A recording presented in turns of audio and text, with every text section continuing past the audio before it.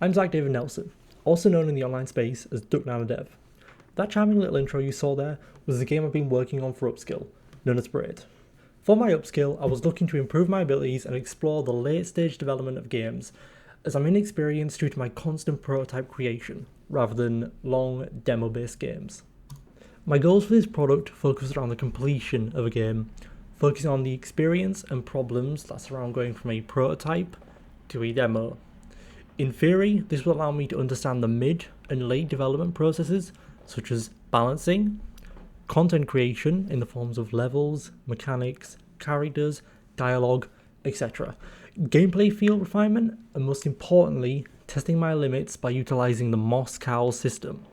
This Moscow system will allow for my ambition and skill to shine unrestricted in the project.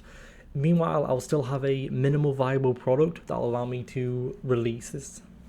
Most importantly, focusing on fun of a game, using a prototype and malleable mechanic based approach that will allow me to change things as I develop more. Thankfully, from this Moscow system, I was able to create a fairly complete demo in the end that, with proper artistic polishing, I believe would fit among other professionally released demos. My main issues with the project. Before I continue showing off this product, I believe it to be very important to mainly focus on what issues were found through development and what I could do better next time. My main issue were the core foundations that ended up having to be refitted. These issues arose first in the creation of the tutorial bot, where I realised that Tuber was not using any kind of parent-based or interface-based blueprints for an enemy, and rather being its own separate entity.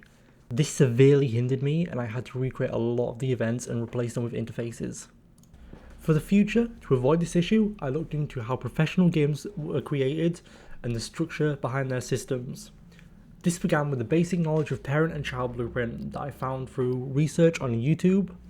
This took the form of Mathew Wadstein's WTF is series, something I was already familiar with. This was very helpful with learning the basics of shared custom events, variables, and the idea of DIY script. Don't repeat yourself. A scripting style that makes you separate common function collections into components and parents to be reused across the project. After playing with this in Engine, I found myself curious over the parent classes and how they worked for the core Unreal Engine 4 items. The actor, the pawn, and the character. These are a chain of default classes that built upon each other in descending order without any kind of pre-installed blueprints.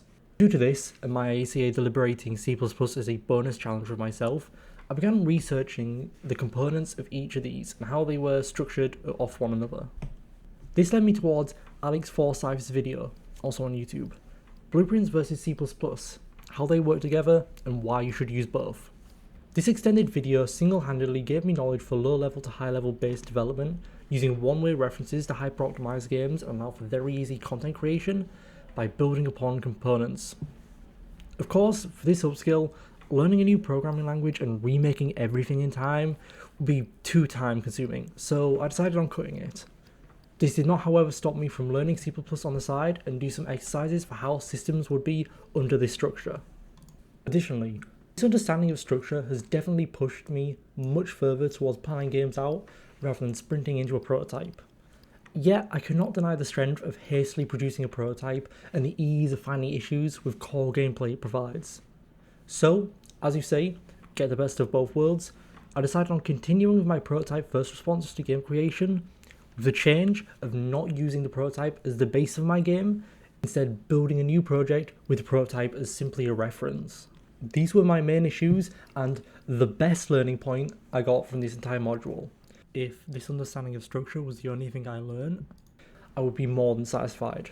Yet, outside of this, although I did not have many big issues, I still enjoyed the soft, consistent difficulty of exploration into completing the modules, such as AI, learning custom tasks and services, animation, with their anim notifiers and anim graphs, level design, using educational levels and mechanic walls to test the player, and gameplay feel with the implementation of input feedback, hit feedback, and sound cues to go with these visual ones. Why I went beyond design.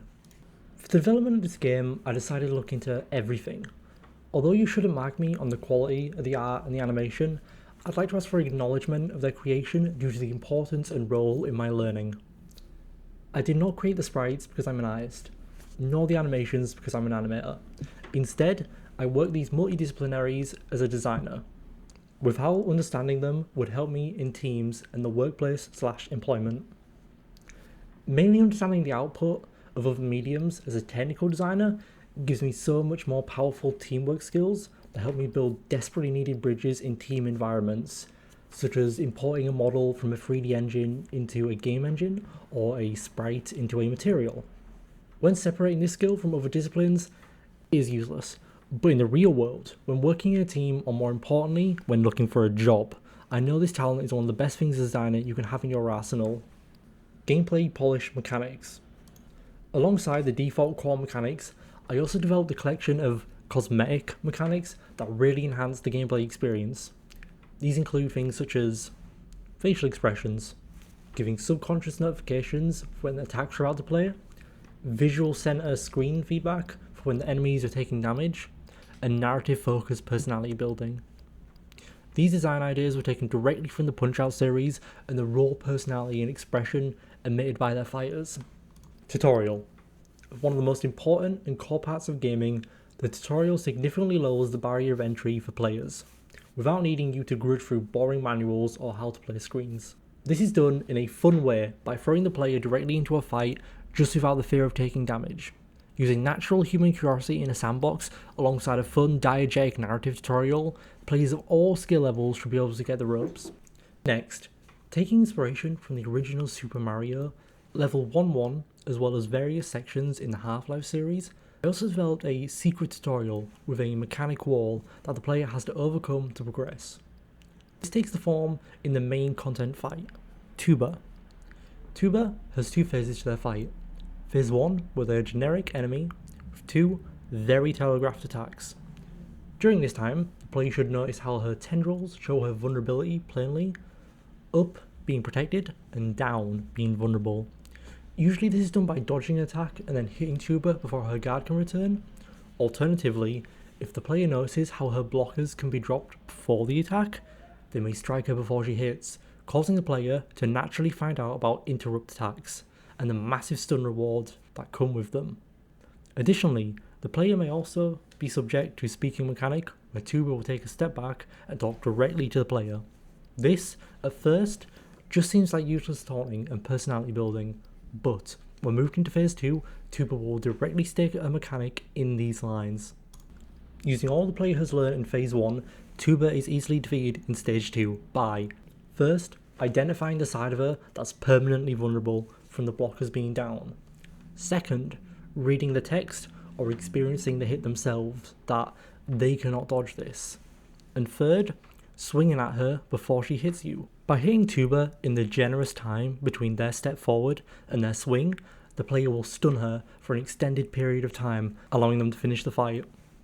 Through playtesting, I found that even when the player don't know about the interrupt hit mechanic, they were able to learn it through this final phase.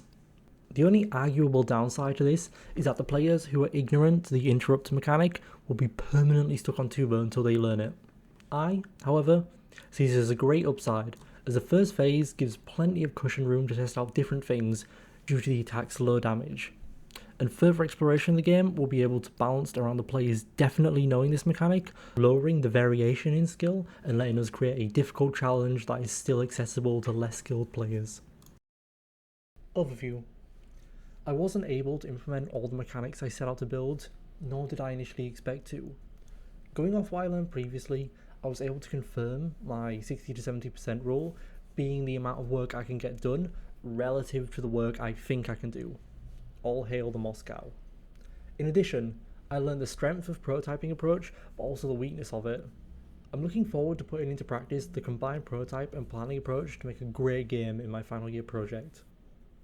Finally, I'd like to once again reiterate on the importance regarding parenting and the one-way directional control. Although my research links may not be as much compared to the others, I've had a lot of experience in other modules this year with the godlike powers of the parent and child actors and classes. Thank you. In the description you'll find my appendix.